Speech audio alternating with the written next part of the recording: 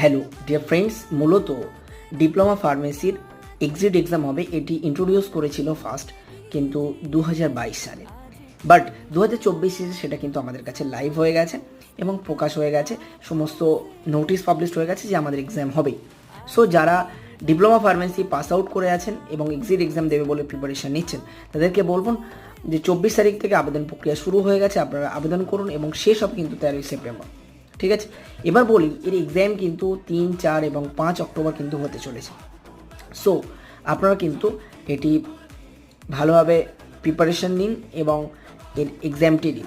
এবং এটি কিন্তু 3টে শিফটে হবে, 3 দিন ধরে হবে এবং আলাদা আলাদা শিফট আছে, মর্নিং শিফট এবং ইভিনিং শিফট, দুটো শিফট হবে বা আফটারনুন শিফট বলতে পারেন। এইভাবে কিন্তু এক্সাম হবে এবং বিস্তারিত আসছে কিন্তু ইউটিউব চ্যানেলে দেখতে থাকুন। আপাতত এইটুখানি, আমরা কিন্তু বিস্তারিত ভিডিও নিয়ে আলোচনা করব।